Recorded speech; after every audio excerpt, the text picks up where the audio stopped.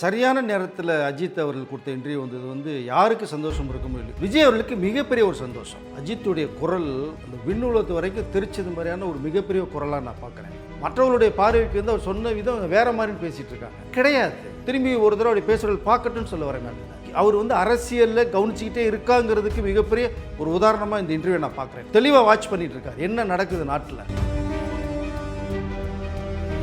அஜித்துக்கு விளம்பரம் தேவையா? தேவையே இல்லைங்க. அப்படி பார்த்தா அவர் மீடியாவை சந்திச்சுக்கிட்டே இருக்கலாமே, மக்களை சந்திச்சுட்டே இருக்கலாமே, டெய்லி ஒரு இன்டர்வியூ கொடுக்கலாமே. அவர் ஒதுங்கி இல்லை இருக்காரு டோட்டலாகவே.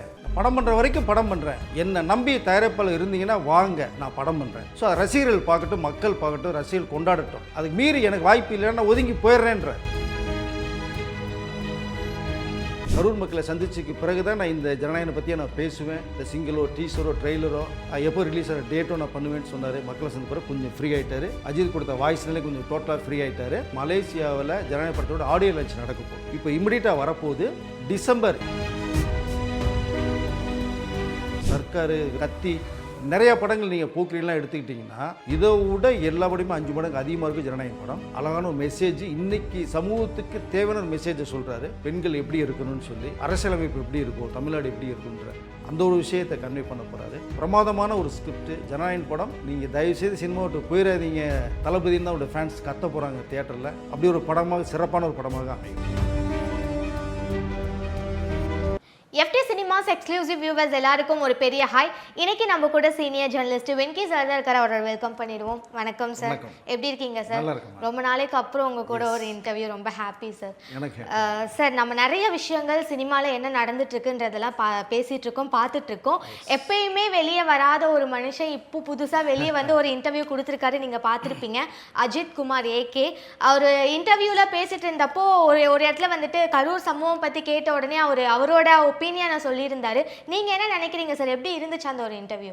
இல்லை, நல்லா அருமையாக இருந்ததுங்க. சரியான நேரத்தில் அஜித் அவர்கள் கொடுத்த இன்டர்வியூ வந்தது யாருக்கு சந்தோஷம் இருக்குமோ இல்லை, கண்டிப்பாக எல்லாருமே சந்தோஷம் இருக்குது. விஜய் அவர்களுக்கு மிகப்பெரிய ஒரு சந்தோஷம். அஜித்துடைய குரல் அந்த விண்ணுலகத்து வரைக்கும் தெரிச்சது மாதிரியான ஒரு மிகப்பெரிய குரலாக நான் பார்க்குறேன். விஜய் அப்படி தான் பார்க்குறாரு. அவருக்கு ஒரு சூப்பர்மேன் பவர் வந்தது மாதிரி, அதாவது இந்த எப்படி சொன்ன ஸ்பைடர்மேன் வந்தால் இங்கே அப்படி பறப்பாங்கல்ல, அந்த மாதிரி விஜய் மனசு அப்படி பறந்துகிட்டே இருந்தது. மிகப்பெரிய ஒரு ரிலீஃப் ஆகி வெளில வந்தார். இல்லை, மற்றவர் என்ன சொல்கிறாங்கன்னா அஜித் பேசுனதே வேறு அப்படின்றாங்க. வேறு என்ன பேசுனார் அவர்? பட் அந்த இன்டர்வியூவை நிறைய பேர் பார்க்காதவங்க திரும்பி ஒரு தடவை பார்க்கட்டும், தெளிவாக கேட்கட்டும். அருமையாக ஒரு மிகப்பெரிய கருத்தை சொல்லியிருக்கார். சமூகத்தில் சேர்ந்த அத்தனை பேருக்குமே பொறுப்பு இருக்குங்கிறார், இன்க்ளூடிங் அஜித் எனக்கும் இருக்குன்னு சொல்கிறார். அப்போது தனிப்பட்ட ஒரு நபரை அடிக்காதீங்க, ஒரு தனிப்பட்ட நபருக்கு பொறுப்பு கிடையாது அப்படின்னா அவர் யாரை சொல்கிறார்? அப்போ விஜய்ங்கிற பேர் சொல்லலை. இந்த சம்பவம் காமனாக நடந்ததுனால ஒரு அசம்பாவிதம் நடந்துச்சு, அதற்காக அஜித் தெளிவாக சொல்கிறார், விஜயை அடிச்சுக்கிட்டே இருக்கீங்க, விஜய் இதுக்கு காரணம் இல்லை, ஒரு தனிநபர் இதுக்கு சம்மந்தப்படுத்தாதீங்க, எல்லாருக்குமே பொறுப்பு இருக்குது, இன்க்ளூடிங் மீடியாவுக்கும் பொறுப்பு இருக்குது, சமூகத்துக்கு பொறுப்பு இருக்குது, மக்களுக்கு பொறுப்பு இருக்குது, காவல்துறைக்கு பொறுப்பு இருக்குது, எல்லாத்துக்கும் பொறுப்பு இருக்குன்றார். அது நியாயமானது இருக்குது அவருடைய பேச்சு. நீங்கள் இந்த பொதுமக்கள் அவரை ஒருத்தரை எடுத்து இங்கே அஜித் மிகப்பெரிய நடிகைங்கிறது ஒரு பக்கம் இருக்கட்டும், அவருடைய கருத்துக்கள் சரியான இடத்துல சொல்லியிருக்கார். இது ஒரு 2 வாரத்துக்கு முன்னாடியே எடுக்கப்பட்ட இன்டர்வியூ இது. ஓகே. ஸோ அது ஒரு 2 நாளைக்கு முன்னாடி ரிலீஸ் ஆச்சு கதை. ஏன்னா விஜய் அவர்கள் 30 நாளைக்கு பிறகு கரூர் மக்களை பார்த்ததுக்கப்புறம் தான் மற்ற விஷயங்களை பேசுவேன்னு சொன்ன ஒரு விஷயம். பட் அவர் பார்த்ததுக்கு பின்னாடி கொஞ்சம் ஃப்ரீயாகிறார்.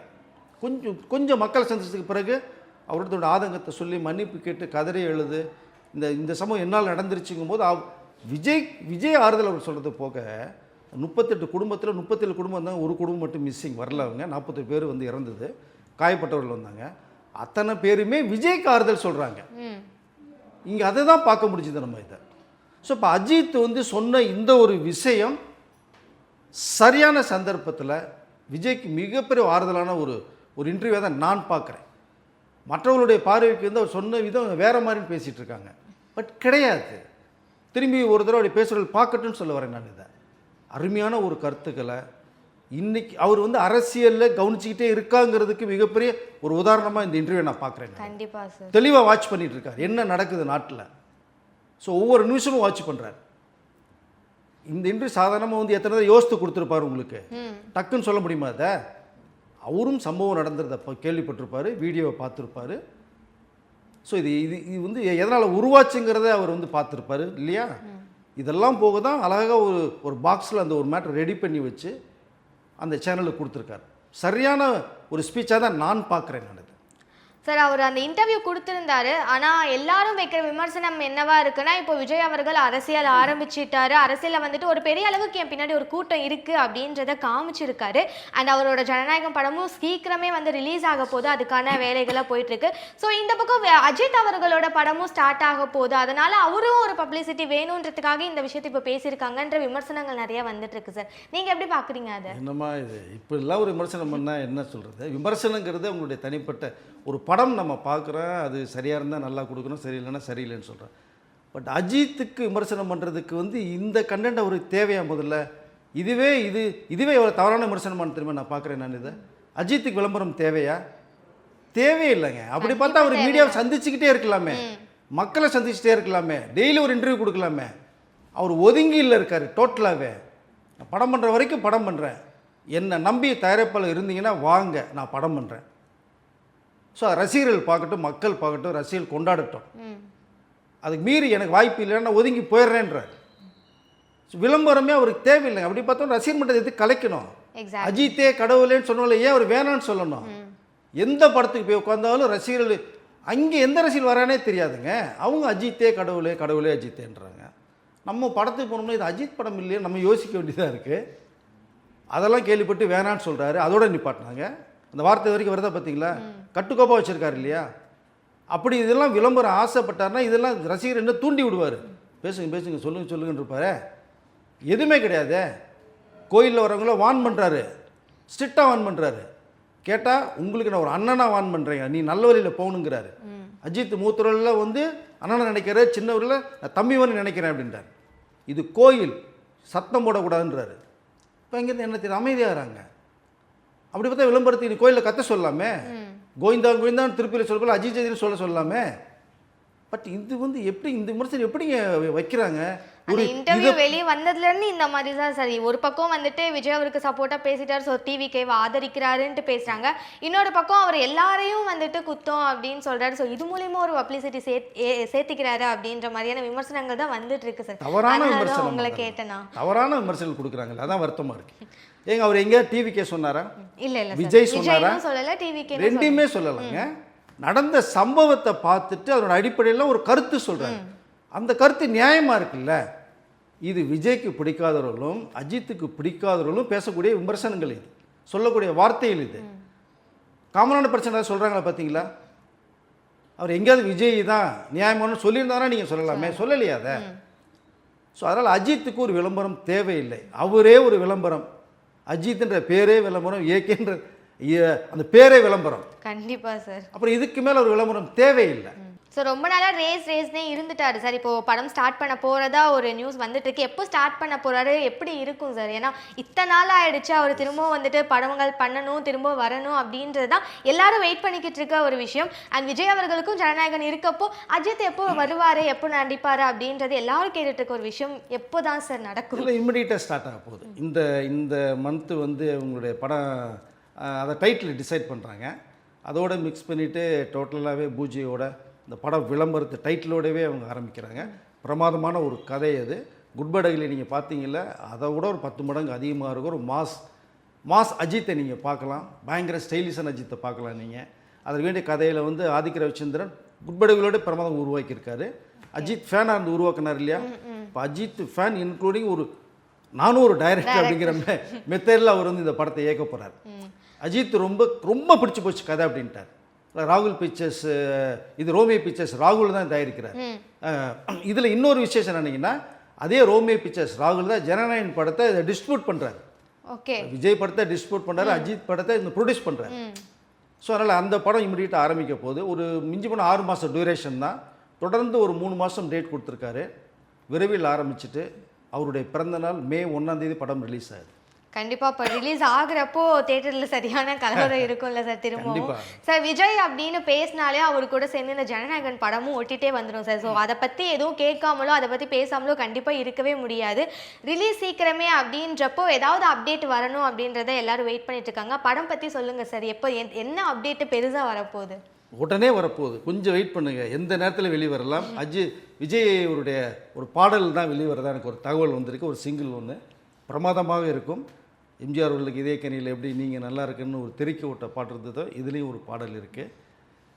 வேறு ஒரு இமேஜஸும் வருது உங்களுக்கு. இமிடியட் எந்த நேரத்தில் வெளியே வரலாம் ரெடியாக வச்சுருக்காங்க. கரூர் மக்களை சந்திச்சதுக்கு பிறகு தான் நான் இந்த ஜனநாயகனை பற்றியே நான் பேசுவேன். இந்த சிங்கிளோ டீசரோ ட்ரெய்லரோ எப்போ ரிலீஸ் ஆகிற டேட்டோ நான் பண்ணுவேன்னு சொன்னார். மக்களை சந்தித்த பிறகு கொஞ்சம் ஃப்ரீ ஆகிட்டார். அஜித் கொடுத்த வாய்ஸ்னாலே கொஞ்சம் டோட்டலாக ஃப்ரீ ஆகிட்டார். இப்போ இமிடியட்டாக வரப்போகுது. டிசம்பர் 28 மலேசியாவில் ஜனநாயக படத்தோட ஆடியோ லான்ச் நடக்க போகுது. ஓகே. ஜனவரி 9 அன்றைக்கி இது படம் ரிலீஸ் ஆகும். அப்போ ஆகுமா ஆகாதா, மார்ச் பண்ணலாமா, ஏப்ரல் 14 பண்ணலாமான்னு சின்ன கன்ஃபியூஸில் இருந்தாங்க. கரூர் மக்களை சந்திச்ச பிறகு இதோட அப்டேட்டு வரிசையாக வரப்போகுது. ஒரு சிங்கிள் வரப்போகுது, அவருடைய ஒரு பாடின சாங் ஒன்று வரப்போகுது உங்களுக்கு. இதற்கு பிறகு டிசம்பர் 28 சொன்னது மாதிரி மலேசியாவில் ஆடியோ லான்ச்சு. ஜனவரி 9 படம் ரிலீஸ். இந்த படம் விஜயோடைய கரியரில் பெஸ்ட் பிக்சர் அமையும். நிறைய படங்கள் அவருடைய படங்களை நீங்கள் சர்க்கார் அண்டு இதை கத்தி நிறையா படங்கள் நீங்கள் போக்கிரிலாம் எடுத்துக்கிட்டிங்கன்னா இதை விட எல்லா படமும் 5 மடங்கு அதிகமாக இருக்கும் ஜனநாயகன் படம்.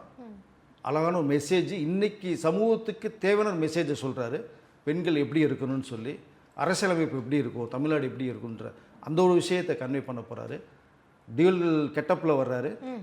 ஸோ ஒரு யங் கெட்டப் ஒன்று வருவார், ஒரு ஓல்டு கெட்டப் ஒன்று வர்றாரு. ஓல்டு கெட்டப் வந்ததுக்கு அப்புறமெல்லாம் ஆக்டிவ் பர்ஃபார்மன்ஸ் தெறிக்க விடுவார் பாருங்கள். நீங்கள் பிரமாதமான ஒரு ஸ்கிரிப்ட் ஜனநாயகன் படம். நீங்கள் தயவுசெய்து சினிமா விட்டு போயிடாதீங்க, தளபதினு தான் அவருடைய ஃபேன்ஸ் கத்த போகிறாங்க தியேட்டரில். அப்படி ஒரு படமாக சிறப்பான ஒரு படமாக அமையும். சார் ஜனநாயகன் படம் வருதுன்னு சொன்னதுலேருந்து எல்லாரும் எக்கச்சக்கமான கான்ட்ரவர்சிஸ் பேசிகிட்டு இருந்தாங்க சார். இப்போ கரூர் சம்பவம் நடந்தப்போ கூட இதுவுமே ஒரு சினிமா ஷூட்டிங் தான், அந்த படத்துக்காக இவங்க இவ்வளோ க்ரௌடு இருக்கிறத காமிக்கிறாங்க, முழுக்க முழுக்க அந்த படம் வந்துட்டு டிவிகேவை தழுவி தான் இருக்கும் அப்படின்னு சொல்லிட்டு எக்கச்சக்கமான கான்ட்ரவர்சிஸ் போயிட்டு இருந்துச்சு சார். இதுக்கு ஒரு ஃபுல் ஸ்டாப் வச்சிடலாம்னு நினைக்கிறேன் சார். இப்போ நீங்கள் சொல்லிடுங்க சார், அது டிவிகேவை தழுவி தானா இல்லை அவரோட கரியரில் இது ஒரு முக்கியமான படம்ன்றப்போ இல்லை இவர் இதுக்காக தான் இந்த படமே அப்படின்ற மாதிரி பேசிட்டு இருக்காங்க. ஸோ நீங்கள் சொல்லிடுங்க சார், அந்த படம் எதுக்கு எப்படின்ட்டு. எதுவுமே இல்லைம்மா, ஆக்சுவலாக படம்லாம் முடிஞ்சதுக்கப்புறம் தான் அவங்க இது பிரச்சாரத்துக்கே போக ஆரம்பிச்சாங்க. டோட்டலாக முடிச்சு கொடுத்துட்டு ஃபைனல் அவருடைய ஷார்ட்ஸில் முடிச்சு கொடுத்தா வெளில போனார். ஸோ இதுக்குள்ளே போய் அந்த படத்தை போய் மக்களை சேர்த்துட்டு இந்த படத்துக்குள்ளே சேர்க்க வேண்டிய அவசியம் இல்லை. அந்த கண்டென்ட்டும் இதில் கிட்டத்தட்ட வராது. உங்களுக்கு இதனுடைய கதையமைப்பே வேற. ஒரு பெண் இந்த சமூகத்தில் எப்படி வாழணும், எப்படி தைரியமாக சமூகத்தை சந்திக்கணும் அப்படிங்கிற கண்டென்ட் தான் உள்ளுக்குள்ளே இருக்குது. அதுக்கு ஒரு எஸ்கார்ட் பாடி கார்டு தான் விஜய் அந்த கேரக்டரில். இதன் மூலமாக சில விஷயங்களை இவர் கட்சி ஆரம்பித்ததுனால அந்த அரசியல் சம்மந்தப்பட்ட சில விஷயங்கள் இருக்குது படத்தில். பட் இந்த டிவிக்கு பரப்புரைக்கும் மாநாடுக்கு போனது அதுதான் ஷூட் பண்ண போகிறாங்க அப்படின்னு எடுத்துல வைக்கிறாங்கன்னு சொல்கிறதெல்லாம் ஒத்துக்கவே முடியாது. நீங்கள் ட்ரோன் 63 ட்ரோனோ ஏதோ பறந்ததுன்றாங்க. அங்கே பறந்தா என்ன ஆகுது நிலமை? 63 ட்ரோன் பறந்தா எனக்கு தெரிஞ்ச ஒரு 6 ட்ரோன் தான் ட்ராவல் பண்ணது மாதிரி நான் பார்த்தேன். அதுதான் கண்ணுக்கே தெரிஞ்சுது. இங்கேருந்து அங்கே இருந்தாங்க, இங்கே இருந்தாங்க, பஸ்ஸுக்குள்ளே இந்த நடிகை இருந்தாங்க, டைரக்டர் இருந்தாங்க.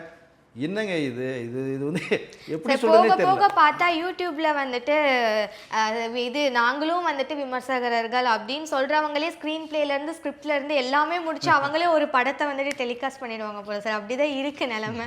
ஸோ இப்பயாவது பார்த்துக்கோங்க, அந்த அளவுக்கு எல்லாத்தையும் சித்தரிக்க வேண்டிய அவசியம் இல்லை சார். இப்போ தொடர்ந்து இப்போ பேசிட்டு இருக்க கரண்ட்ல போயிட்டு இருக்க டாபிக் அப்படின்னா ஆரியன் தான் சார். விஷ்ணு விஷால் அவரோட ஆரியனுக்கு எக்கச்சக்கமான எதிர்பார்ப்பு இருந்துச்சு. அவர் ஆஃப்டர் ராட்சசன் நடிச்சது அப்புறமேட்டு இந்த படத்துக்கு அது மாதிரி தான் இருக்கும், ராட்சசனை விட டபுள் மடங்கு இருக்கும்னு சொல்லிட்டு இருந்தாங்க. ஸோ அந்த படம் பற்றி சொல்லுங்க சார். எந்த அளவுக்கு ரீச் ஆயிருக்கு அண்ட் எந்த அளவுக்கு டிசப்பாயிண்ட்டும் ஆயிருக்கு? இந்த ராட்சசன் ஒன்று சொன்னீங்க இல்லையா, அதை நம்பி தான் எல்லாருமே படத்துக்கு போனது. நாங்களும் படத்துக்கு போனோம். ஒரு 10 நிமிஷம் படத்தை மிரட்டியிருக்காங்க ஓப்பனிங். எதையோ ஒரு வித்தியாசமாக ஒன்று சொல்லியிருக்காங்க, சொல்ல போகிறாங்க அப்படிங்கிற நினச்சி வந்தோம். அந்த 10 நிமிஷத்தில் எந்திரிச்சு நின்று இப்படி பார்த்தது 10 நிமிஷம் படுத்த படம் தான். கடைசி 2 வரைக்கும் எந்திரிக்கல. அவன் மொபைலை வச்சுக்கிட்டு வேடிக்கை பார்த்துட்டு மொபைலில் ஃபோனை பேசுகிறான், அங்கே யூடியூப்பை பார்க்குறான். அப்படி போயிடுச்சு படம். ஒரு தப்பான ஒரு கதை அது. ஆக்சுவலாக நீங்கள் ராட்சசனுங்கிறனால கம்பேர் பண்ணவே கூடாது அந்த படத்தை. அதெல்லாம் வேறு லெவல் அந்த படம். அப்புறம் இன்று நேற்று நாளின்னு ஒரு படம் பண்ணார். அதெல்லாம் உங்களுக்கு வேறு ஜோனல் உங்களுக்கு. அது இப்போ இன்னொரு படம் பார்த்தீங்கன்னா இந்த முண்டாசுப்பட்டி, அவருடைய படம்னாலே கமலுக்கு அடுத்து ஒரு வித்தியாசமா விக்ரமுக்கு அடுத்து ரொம்ப டிஃப்ரெண்டா இருக்கும். எஸ், அப்படி இருக்கும். அப்படிதான் நினைக்கிறோம் நம்ம. இந்த ஆரியனும் அப்படிதான் இருக்கும்னு நினைச்சோம். நம்ம டோட்டலாக ஏமாத்திட்டாங்க. என்னங்க கதை அது? அதாவது ஒரு தவறான ஒரு கதையை சொல்கிறார் டைரக்டர். அவருக்கு ஃபஸ்ட்டு படம் அதனால் ஃபஸ்ட்டு படங்கனால அவர் வந்து எதையோ ஒரு லைன் எடுத்து சொல்லுவோன்னு சொல்லிட்டு பண்ணுறாங்க. விஷ்ணு விஷால் கிடச்சாச்சுன்றதுனால விஷ்ணு விஷால் சிந்திக்கணும் இல்லையா? என்னடா இப்படி ஒரு கதையை நம்ம பண்ண போகிறோமே, இதில் என்ன நீங்கள் புதுசாக எதையுமே சொல்ல வேணாங்க, சமூகத்தை நீங்கள் உயர்த்தி சொல்ல வேணாம், ஒன்றும் பண்ண வேணாங்க. எப்படி இந்த கதையை நீங்கள் அக்செப்ட் பண்ணீங்க? ஒருத்தன் 5 மர்டர் பண்ணுறேங்கிறான், சரி ஓகே, 5 பேரை கொலை பண்ணுறான். அந்த 5 பேர் கொலை பண்ணுறதுக்கான ஒரு ரீசன் நீங்கள் சொல்லணும். சாதாரணமாக போய் அது சைக்கோவா ஒருத்தன் போய் கொலை பண்ணுறது, அவன் சைக்கோவும் இல்லாமல் தெளிவான ஒரு கேரக்டர் சொல்கிறீங்க. எதுக்கு கொலை பண்ண போகிறான்? ஒன்று அவனுக்கு ஒரு கதை சொல்லணும், 5 பேருக்கு ஒரு கதை சொல்லணும். நீங்கள் எதுவுமே சொல்லலை. கடைசியில் என்ன சொல்ல வரீங்க? இந்த 5 பேர் சமூகத்தில் அங்கீகரிக்கப்படலை, இந்த சமூகம் வந்து அவர்களுக்கு உயர்வான இடத்த கொடுக்கல, அதனால் இந்த சமூகத்தில் அவங்க வாழக்கூடாதுன்னு நான் கொலை பண்ணேங்கிறேன். என்னடாங்க முட்டாத்தனமான ஒரு முடிவு இது, கதை இது. இது எப்படி விஷ்ணு விஷால் ஒத்துக்கிட்டாரு? ஏங்க அப்புறம் நீங்கள் அவன் செக்யூரிட்டி, ஒரு திருநங்கையவங்க, அப்புறம் இன்னொரு 3 கேரக்டர் சொல்கிறீங்க. இவர்கள் வந்து சமூகத்தில் அங்கே எப்படி நீங்கள் அவங்க ஒரு டிபார்ட்மெண்ட்டில் இருக்காங்க இல்லையா?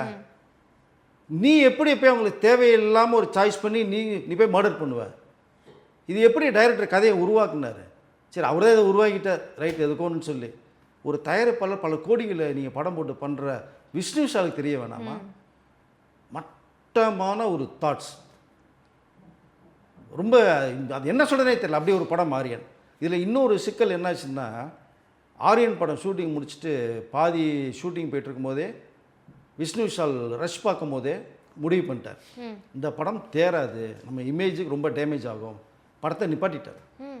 போட்டா பண்ணது வரைக்கும் போனாலும் பரவாயில்ல, பல கோடி போனாலும் பரவாயில்ல, பிரச்சனை இல்லை, ரிலீஸ் ஆகி நான் வந்து வேறு மாதிரி என்னுடைய பேரை டேமேஜ் பண்ண வேணாம் அப்படின்னு சொல்லி போட்டார். படத்தை வேணான்னு சொல்லிட்டார். அப்புறம் எப்படி சார் இப்போ ரிலீஸ் ஆகி இவ்வளோ நேரம் நம்ம பேசுகிற அளவுக்கு கொண்டு வந்துட்டாரே? போட வேணான்னு சொல்லிட்டார். சொல்கிறேன் இருங்க, அதை பண்ண வேணான்னு சொல்லி தூக்கி போட்டார். டைரக்டர் வந்து கெஞ்சிடார், சார் என் லைஃப் சார் போயிடுச்சார். ஐயோ என்னையா கதை, நீ சொன்ன விதம் வேறு மாதிரி நினச்சிட்டு படம் பண்ணோன்னு இப்படி ஒரு கதையை கொண்டு போகிற, ரசி பார்த்தா ஒன்றுமே இல்லை, படம் வெளியே வந்தால் என்ன ஆகுறது, இது தப்பான கான்செப்டாக இருக்கே அப்படின்னு சொல்லி. ஆனால் இங்கே என்ன தான் வருது அப்படின்னா, இந்த ரைட்ஸ் வந்து ஓடிடிக்கு ஒரு அக்ரிமெண்ட் போட்டு சேல் பண்ணிட்டாங்க.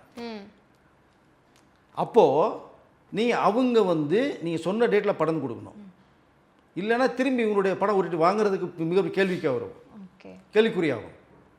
அப்போது அந்த ஒரு பேஸில் போய் மாட்டுறாங்க. அப்போ இந்த படத்தை முடிச்சே கொடுக்கணுன்ற மிகப்பெரிய ஒரு நிர்பந்தம் விஷ்ணு விஷாலுக்கு உருவாகுது. அதன் விளைவாக தான் சரி ஓகே, வேறு ஒன்றுமே பண்ண முடியாது, பாதி எடுத்தாச்சு, மீதி கதையும் மாற்ற முடியாது, ஏதோ எடுத்து தொலைன்னு சொல்லி அதை எடுத்து இன்றைக்கி வந்து தவறான விமர்சனத்துக்கு உள்ளாகி இப்படி ஒரு கதையை விஷ்ணு விஷால்கிட்ட பேசுகிற நிலைமைக்கு உருவாகி இந்த படம் ரிலீஸ் ஆகிருக்கு இப்போ. ஸோ இதுதான் ஒரு கதை, நீங்கள் வந்து சிறப்பாக நீங்கள் சொன்னீங்கன்னா தப்பில்லை. கதை ஏகப்பட்ட கதைகள் இருக்குது ஊருக்குள்ளே, நாவல் எவ்வளோ நாவல் இருக்குது, எடுத்து நல்லா நீட்டாக பண்ணலாம். நான் தான் கதை பண்ணுவேன், திரைக்கதை வசனம் டைரக்ஷன் பண்ணுவேன்னு ஒருத்தர் சொல்லி இந்த உட்காரனால தான் லோகேஷ் மாதிரி ஆட்கள் இருக்கிறனால தான் மட்டமான கதைகளோட படம் பண்ணுறீங்க.